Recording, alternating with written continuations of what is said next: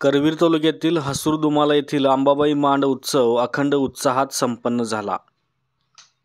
हसूर येथील अंबाबाई मांड उत्सवातील बुधवार हा मुख्य दिवस होता।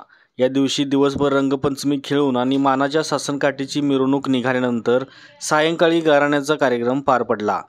इडापिडा टळू दे, बळीचं राज्य येऊ दे, आपल्या गावावरील संकट टळू दे आणि गाव धनधान्य सुख समृद्धीनं भरून वाहू दे अशी प्रार्थना करून अंबाबाईला गाराणे घालण्यात आलं। आई अंबाबाईच्या नावाने,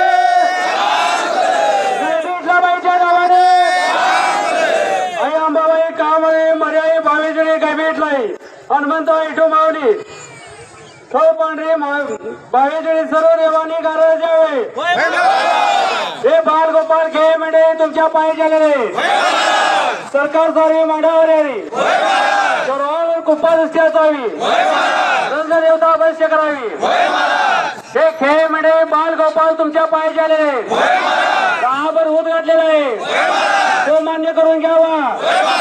गावातील इडापिडा दूरच्या दूर हटावी, गावातील रोगराई दूरच्या दूर हटावी, पाऊस पाणी वेळचे यावा, गावातील माणसे मुले सुखा समाधान राहावे, गावातील माहेर वस्तींच्या संसारात सुख समाधान राहावं। या गाराण्यानंतर नेत्रदीपक आतषबाजी करण्यात आली। आतषबाजी पाहण्यासाठी छत्रपती शिवाजी चौकात ग्रामस्थांची फार मोठी गर्दी झाली होती। उत्सवाच्या निमित्तानं रघुनाथ गुरव आणि सौरभ गुरव यांनी आई अंबाबाईची आकर्षक पूजा बांधली होती। समोर सासनकाठी मिरवणुकीचा देखावा उभा केला होता। रात्री पुन्हा एकदा तानाजी भोसले वाघेरेकर यांचा लोकनाट्य तमाशा आणि मानाच्या मांडाच्या सोंगांचा कार्यक्रम मोठ्या उत्साहात पार पडला। नमस्कार। हसूरगावचा अंबाबाई उत्सव मांड काल मोठ्या थाटामाटात दिमाखात संपन्न झाला आणि या मांडाच्या निमित्तानं मानाची सोंग हा एक आगळा वेगळा असा उपक्रम त्या मांडा दिवशी असतोय आणि तो संपन्न काल झाला। तमाशा चालू असतानाच मध्ये आमच्या गावकरी मानाची सोंग घेऊन येतात। पहिलं मानाचं सोंग असते ते गुडमहादेव। हे गुडमहादेव म्हणजे शंकराचं रूप असते आणि शंकराच्या रूपात ते गुडमहादेवाचं सॉंग येते आणि त्याच्या हातात लिंगडी असते। लिंगडीमध्येच काय बेलाचं पान समजून ती लिंगडीचा उपयोग करतात। तर पहिलं सॉंग हे पहिले दिनकर ठाणेकर हे घेत होते, ते आता हयात नसल्यामुळे त्यांच्या माघारी राजाराम ठाणेकर ह्या सोंगात अगदी तल्लीन होऊन ते काम करतोय आणि हे पहिलं सॉंग स्टेजवर येते आणि तमाशाला सुरुवात होते। त्यानंतर येते गणपतीचं सॉंग। हे गणपतीचं सॉंगसुद्धा ठाणेकर घराण्यातच त्याची परंपरा आहे।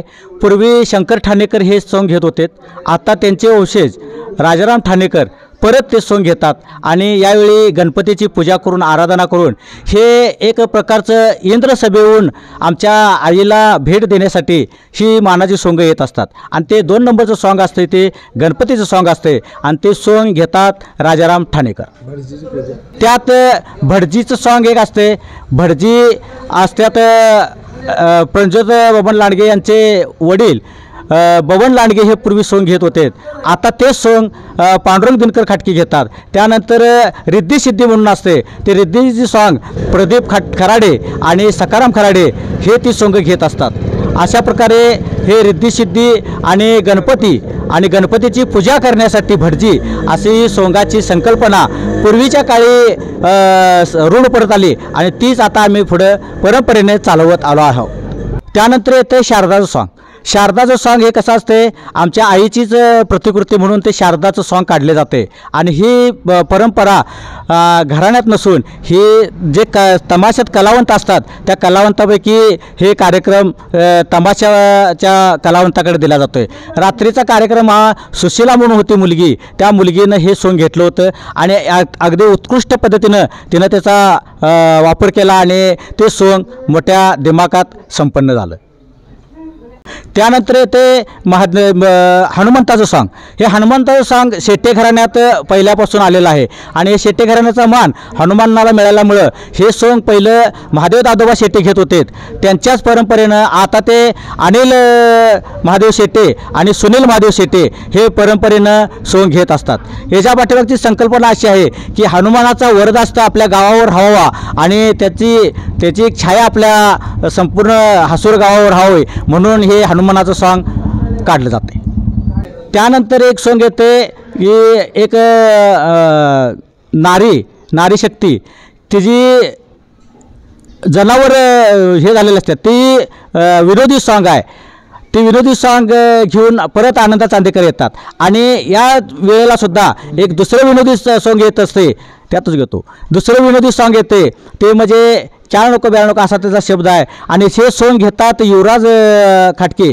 पूर्वी हेच सॉंग त्यांच्या घराण्यात पूर्वीपास आलेलं आहे. हे खंडू खाटके म्हणून होते, ते घेत होते. खंडू खाटक्यानंतर मधुकर खंडू खाटके हे ते सॉंग घ्यायला लागलेत आणि त्यांच्या परंपरेनं युवराज खाटकी हे सॉंग घेतात. आणि त्याच्याबरोबर तमाशा कलावंत एक असते आणि ते तमाशा कलावंतापैकी सुशीला म्हणून जी मुलगी होती त्या मुलगीनं हे सॉंग मोठ्या उत्साहात आणि दिमागात सगळ्या ग्रामस्थांचं मनोरंजन केलं आणि जरा हास्यात नावून निघालीत आणि अशा प्रकारे हे सॉंग क्या नको ब्या नको अशा शब्दातलं असते. त्यानंतर येते कडक लक्ष्मीचं सॉंग. कडकड कडाड कडकड कडाड आसूड उडवीत आली ही कडक लक्ष्मी आली, ही कडक लक्ष्मी आली.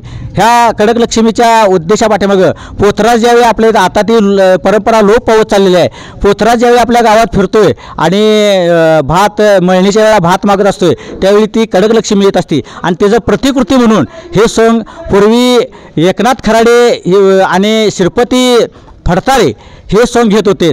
आता त्या परंपरेनं आता त्यानंतर नामदेव कृष्णा पाटील हे त्या सॉंगामध्ये असायचे, पण त्यांचे ते निधन पावल्यामुळं हे सॉंग आता सकाराम खराडे घेतात आणि त्यांच्या साथीला प्रदीप खराडे म्हणून असतात. हे पोथराज सॉंग मोठ्या दिमाखाने उत्साह साजरं करून आमच्या सॉंगाची सांगता होते.